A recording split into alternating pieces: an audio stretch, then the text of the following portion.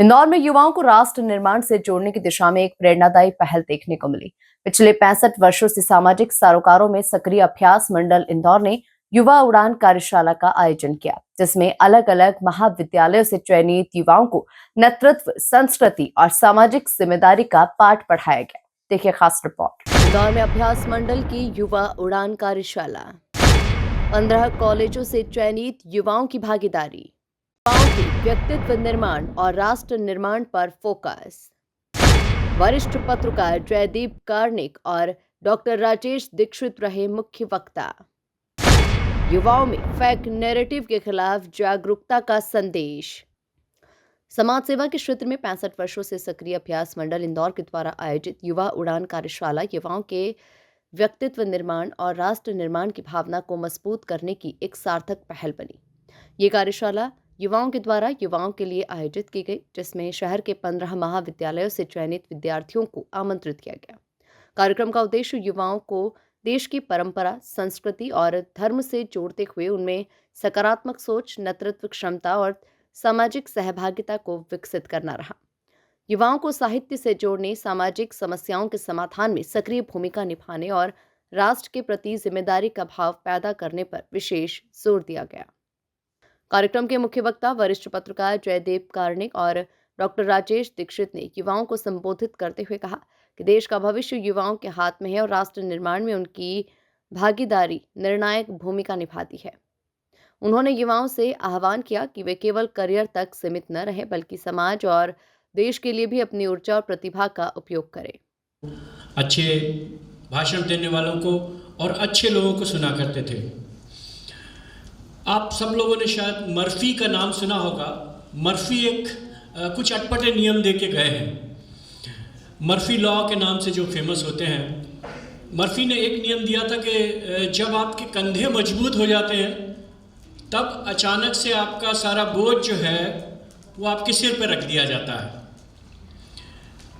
अभ्यास मंडल की ये जो अभ्यास माला है और ये जो कार्यक्रम है, इससे मैं लंबे समय से मुतासिर रहा हूँ, प्रभावित रहा हूँ और हमेशा कोशिश ये होती रही मेरी कि मैं भी इस मंच से कभी न कभी बोलूँ। लेकिन ये बोलना एक वक्ता के रूप में था। मैं फिर वही मर्फी का नियम याद करता हूँ कि ये जो आज अध्यक्ष के रूप में मुझे बुलाया गया है, ये कतई मेरे साथ नाइंसाफ़ी है। अभी मेरी योग्यता वैसी नहीं हुई है कि किसी भी कार्यक्रम की मैं अध्यक्षता कर सकूँ।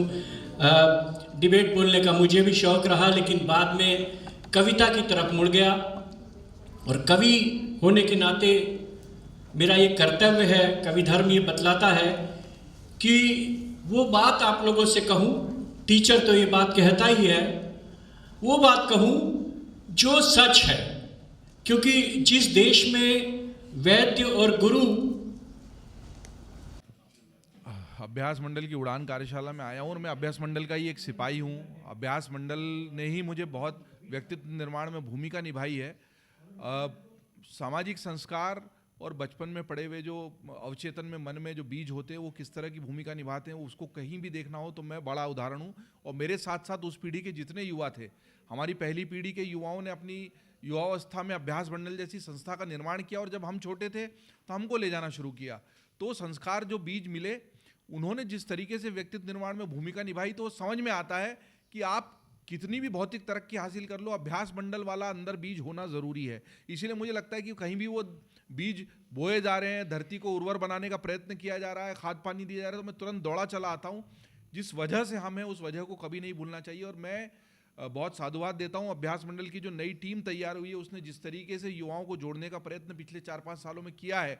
क्योंकि मेरे पिताजी भी अभ्यास मंडल से जुड़े रहे, उनकी भी सतत चिंता थी। मुकुंदा से शिवाजी का बार बार ये पूछते थे कि आगे कौन चलाएगा, उनका प्रश्न वाजिब था। लेकिन मुझे आज की कार्यशाला देखकर ये कहने में कोई संकोच नहीं है कि आगे कई वर्षों तक अभ्यास मंडल उसी ऊर्जा के साथ, बल्कि उससे बेहतर ऊर्जा के साथ चलेगा। क्योंकि नई पीढ़ी नए सोच और नए संस्कार लाती है, उसी संस्था को आकार देती है। संस्था तैयार हो गई, लेकिन आगे का कारवां वो लोग चलाते हैं जिनके पास नई सोच होती है, युवा सोच होती है। वर्तमान सामाजिक, भौगोलिक, राष्ट्रीय परिस्थितियां अलग हैं, लेकिन आज की कार्यशाला में युवाओं की संख्या, जहाँ कुर्सियां कम पड़ रही है, बहुत सकारात्मक संकेत है। मैं तो अभ्यास मंडल परिवार का ही हूँ और जिंदगी भर रहूँगा। जब जब अभ्यास मंडल से आवाज़ आएगी मैं आऊँगा और खुद भी अभ्यास मंडल को आवाज़ देता रहूँगा। मेरे भीतर अभ्यास मंडल है, मेरे बाहर अभ्यास मंडल है। अभ्यास मंडल आपको कहता है कि आप अभ्यास करते रहो। लोग पूछते थे कि आप ये व्याख्यानमाला करोगे, गर्मियों में इतना मजमा लगाते हो, देश के दुनिया के बड़े बड़े वक्ता बुलाते हो, क्या होगा? लोग तो कहाँ जा रहे हैं, टीवी चल रहा है, अभी तो एआई भी चल रहा है। लेकिन जब तक विचार नहीं होगा, एआई को भी तो विचार चाहिए। एआई के पास विचार कहाँ से आएगा? विचारों के उस प्रवाह को सतत अभ्यास में रखने का जो क्रम अभ्यास मंडल ने शुरू किया है, उसका महत्व उसको पता है जो इससे जुड़ता है। जो इससे नहीं जुड़ पाता वो एक ऐसी दुनिया में जी रहा है जिसको पता ही नहीं कि इस विचारों के प्रवाह का, सतत अभ्यास में लगे रहने का, समाज निर्माण का महत्व क्या है, मायने क्या है। उड़ान कार्यशाला जो विवेकानंद जी के युवा दिवस के अवसर पर प्रारंभ की 13 जनवरी को और विवेकानंद जी को समर्पित की गई, सच्चे अर्थों में विवेकानंद जी को याद करने का यही तरीका है। आप उनके भाषणों से, उनकी मूर्ति लगाकर और केवल उनको उत्तिष्ठत जागृत के रूप में बोलकर याद नहीं कर सकते। जब आप वो युवा तैयार करेंगे जो विवेकानंद ने मांगे थे, उन्होंने 100 युवा मांगे थे, विवेकानंद ऐसे कई 100 युवा तैयार करेगा जो समाज और राष्ट्र के निर्माण में योगदान देंगे। ये आश्वासन, ये आश्वस्ति, हमें ये भरोसा आज की कार्यशाला से मिलता है।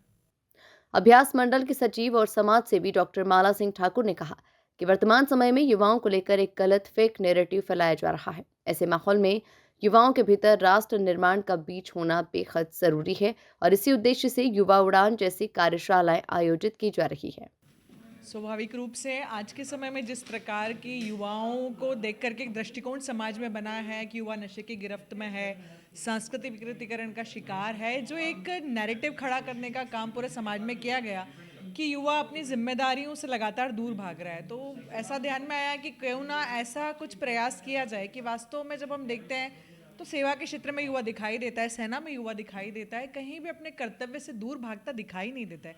लेकिन वो जो नैरेटिव, जो फेक नैरेटिव चल रहा है, कैसे हम उसको सकारात्मक विमर्श में बदल सकते हैं, उस आधार पे स्वामी विवेकानंद जी की जयंती को आधार मान करके युवा जो कार्यशालाएं हम लगातार हर वर्ष करते हैं और इस वर्ष भी 15 महाविद्यालयों के विद्यार्थियों को हमने यहाँ चयन करके आमंत्रित किया है। और ये जो आमंत्रित संख्या है कैसे समाज के काम में आ सकती है।